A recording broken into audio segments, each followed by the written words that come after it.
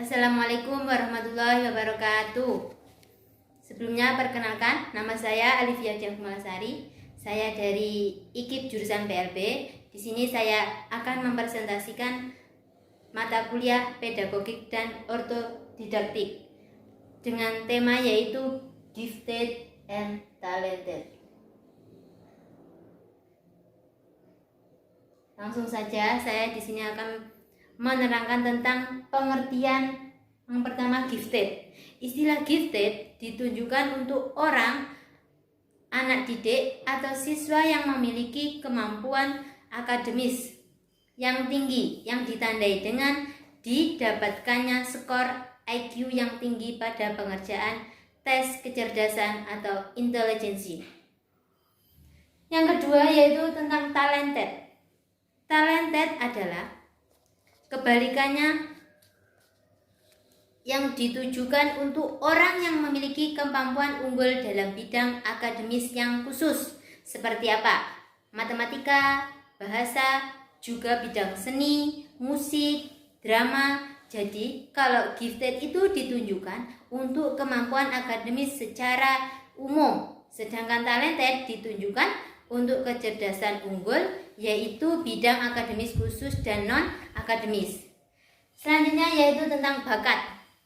Istilah bakat yaitu kemampuan alamiah untuk memperoleh pengetahuan atau keterampilan yang relatif bisa bersifat umum. Misalnya, bakat intelijensi umum atau khusus, bakat akademis khusus, maka bakat khusus disebut juga talented.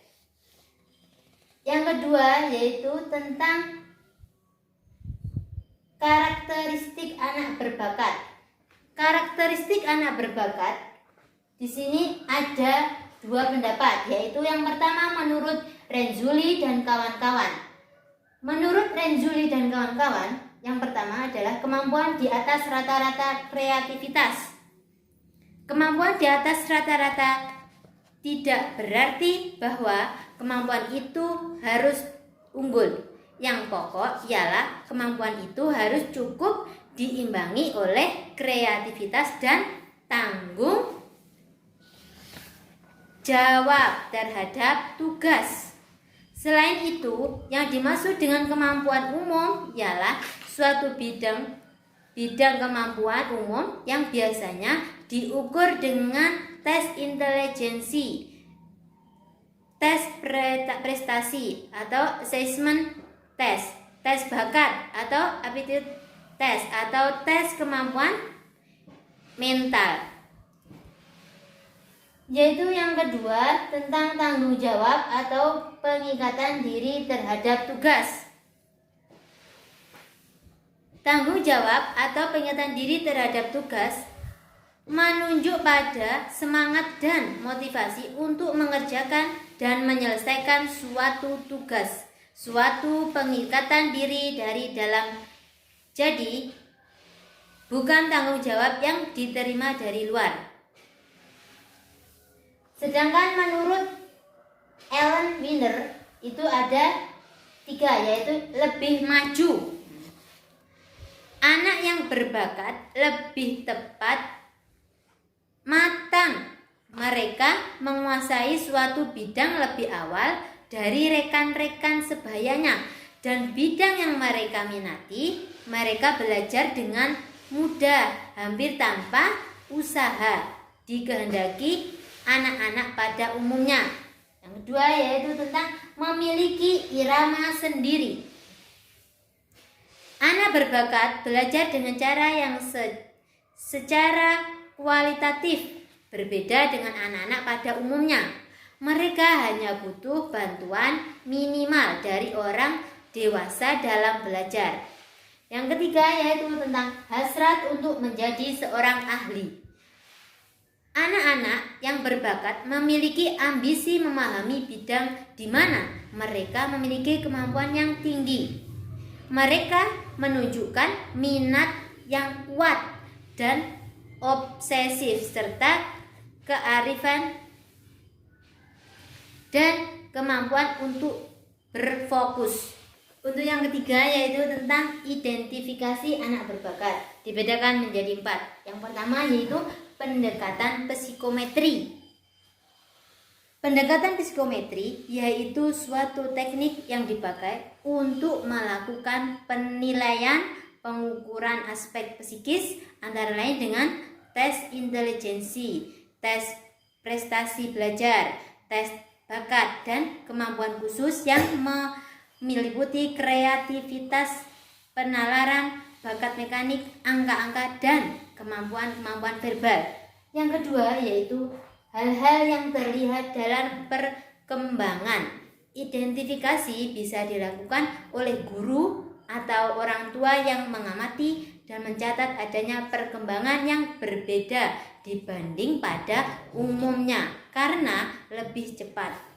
Untuk yang ketiga yaitu penampilan yang meliputi prestasi dan perilaku. Pengamatan terhadap perilaku keberbakatan yang luar biasa bisa dilakukan terhadap ekspresi, minat, dan perhatiannya yang besar terhadap suatu hal yang khusus atau suatu bidang studi, aktivitas ekstrakurikuler, kesenian, tulisan, mengarang, dan kejadian-kejadian di lingkungannya. Untuk yang keempat yaitu tentang pendekatan sosiometri. Identifikasi bakat dapat pula dilakukan melalui cara tidak formal oleh lingkungan sosial, lingkungan permainan, pergaulan, maupun organisasi yang mengamati dan menilai adanya bakat anak yang luar biasa dan karena itu bisa pula memperlakukan mereka secara khusus. Untuk yang keempat yaitu tentang klasifikasi anak berbakat. Ada jenius. Jenius ialah anak yang memiliki kecerdasan luar biasa sehingga dapat menciptakan sesuatu yang sangat tinggi. Misalnya, IQ berkisar antara 140 sampai 200. Yang kedua yaitu tentang gifted. Anak ini disebut juga gifted and talented adalah anak yang tingkat kecerdasan IQ antara 125 sampai dengan 140. Di samping memiliki IQ yang tinggi, juga bakatnya yang sangat menonjol seperti bakat seni musik, drama, dan ahli dalam memimpin masyarakat. Yang ketiga yaitu tentang superior. Anak superior tingkat kecerdasannya berkisar antara 110 sampai dengan 125 sehingga prestasi belajarnya cukup tinggi. Nah, anak superior ini memiliki karakteristik seperti ini: dapat berbicara lebih dini, dapat membaca lebih awal, dapat mengerjakan pekerjaan sekolah dengan mudah dan dapat perhatian dari teman-temannya. Untuk yang kelima yaitu faktor-faktor penyebab keberbakatan anak, yaitu ada 2. Yang pertama, faktor genetik dan biologis lainnya. Pendapat bahwa intelijensi dan kemampuan yang berkualitas adalah diturunkan kurang dapat diterima di masyarakat yang memandang bahwa semua orang itu sama. Penelitian dalam genetika perilaku menyatakan bahwa setiap jenis dalam perkembangan perilaku dipengaruhi secara signifikan melalui gen atau keturunan. Yang kedua yaitu tentang faktor lingkungan. Stimulasi, kesempatan, harapan, tuntutan, dan imbalan akan berpengaruh pada proses belajar seseorang anak. Penelitian tentang individu-individu berbakat yang sukses menunjukkan masa kecil mereka dalam keluarga memiliki keadaan seperti minat pribadi dari orang tua terhadap bakat anak dan memberikan dorongan orang tua sebagai panutan. Itu tadi presentasi dari saya. Untuk tahap pertama, saya akan membuka satu pertanyaan.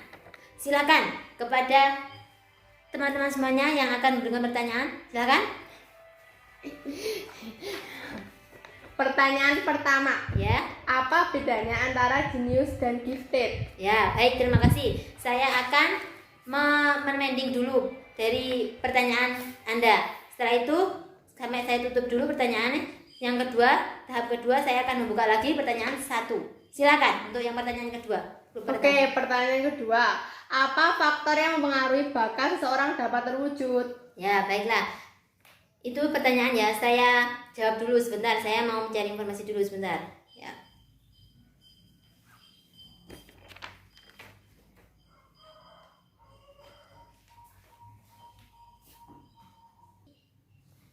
Baiklah, terima kasih. Saya akan menjawab pertanyaan dari kelompok pertama, yaitu apa bedanya antara jenius dan gifted. Nah, saya akan menjawab pertanyaannya.